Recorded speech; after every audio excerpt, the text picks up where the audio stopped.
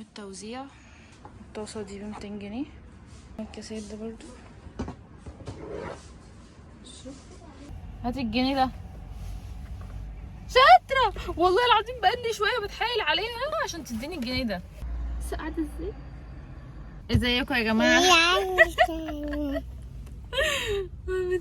تعالي طب ابدأي معايا المقدمة. النهارده يوم جديد هنعمل فيه شويه حاجات، هنخرج وهنخرج طمطم وهنعمل اكل في البيت، هنعمل شويه حاجات كده حلوه. تبقى معانا الفيديو ايه للاخر، صح يا طمطم؟ رونين عامل عرض حاجات ب200 جنيه. رحنا نشوف، هوريكم العرض ده. العرض بتاع رنين اي حاجه ب200 جنيه. في طقم 6 قطع ده، بصوا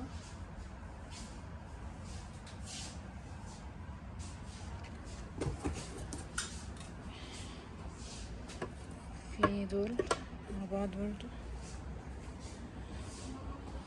القلية بتاعت الجريل بتاعت الكريب. التوزيع الطاسة دي ب200 جنيه. بس طقم التوزيع ده كمان، كل حاجة من الحاجات دي ب200 جنيه. طقم الكاسات ده برضو حلوة جدا.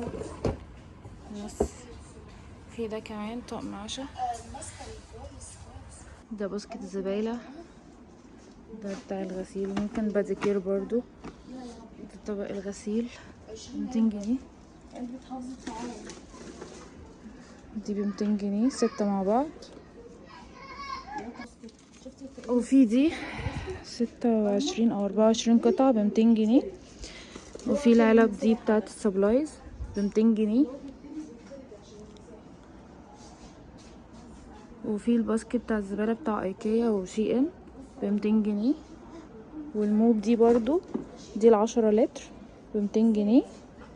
وده ثبت الغسيل اهو ب200 جنيه برضو. حاجات كتيرة جدا هنا ب200 جنيه. بصوا طقم الكوبايات ده ب95 جنيه، انا جبته حلو قوي. دي بتاعت الايس كوفي حلوة قوي. شوية بقى حاجات حلوة جدا واسعار تحفة، وعامل عروض هايلة. ولعب الاطفال كمان عامل عليها عروض تحفة. على العاب، شوف يا طمطم، دي شفتها على امازون. هنا بقى خلاص روحنا. وبصوا يا جماعه، انا هعمل دلوقتي تتبيله فراخ بجد، جربوها تحفه جدا هتعجبكم. جبت بصلتين وقطعتهم زي ما انتم شايفين كده، مش عارفه اسمها جوانح ولا ايه، وحطيت عليها سماق، وحطيت عليها بابريكا، وهحط عليها دلوقتي كمون. بصوا الكمون طالع دلوقتي في وشنا ايه. وحطيت عليها فلفل اسمر، هقول لكم تاني، وحطيت عليها ملح. تمام.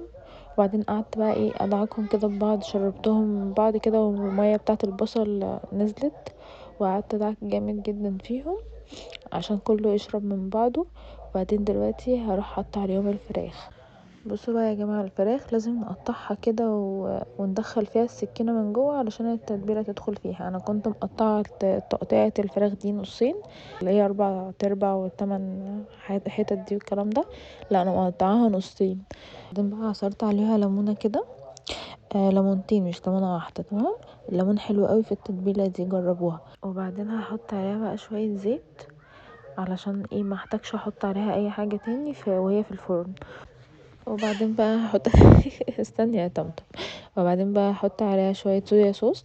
الصويا صوص يا جماعه برضو بتودي التتبيله دي في حته تانية. احط عليها شويه صغيرين، الغامق مش الفاتح. وجربوا بقى بجد يا جماعة، بتودي التتبيلة في حتة تانية. هي والسماق، السماق ده سحر يعني، بيخلي الفراخ دي طالعة كده كأنها معمولة عند أجدع مطعم يعني. تحفة، جربوها. المهم يعني هكمل بقية الوصفة. هجيب بقى فلفلتين. انتوا عارفين طبعا ان انا ما بقتش بستخدم السكينة في الفلفل، انا على طول امسك كده واقعد ايه اقطع فيه بايديا. للناس بقى اللي بتقول يا ومش يا، فانا ايه هتبلهم في بعض واوريكم. بصوا بقى ايه بعد ما تبلناهم بقى في بعض، خطيرة يا جماعة، خطيرة بجد، جربوها. اه الناس بقى اللي كانت بتقولي على الصلصة، انا خلاص بعتمد حتة الصلصة دي وبقيت بخزن، مش هتتقطع عندي من التلاجة تاني. بصوا بقى شكلها رهيبة رهيبة بجد. عملت جنبها السلطة دي، وماما كانت عاملة مخلل لفت بعتتلي، حطيت بقى جنبه، بجد تحفة. ما كانوش اصلا قادرين يمسكوا نفسهم من حلاوتها، كانوا بياكلوا وهي على الرخامة لسه. ومحمد قال لي لا انا عايز جنبها رز، علشان هي لازم تتاكل جنبها رز على طول. رحت عامله جنبها رز بقى، وهنا طمطم قاعدالي قاعده تاكل بقى من قبل ما احط الاكل، كانوا جعانين بصوا بياكلوا منها ازاي. وبعدين بقى حلينا من بلبن، جبنا منه مش عارفه ده كان اسمه ايه بصراحه. استني يا طمطم، مش عارفه ده كان اسمه ايه.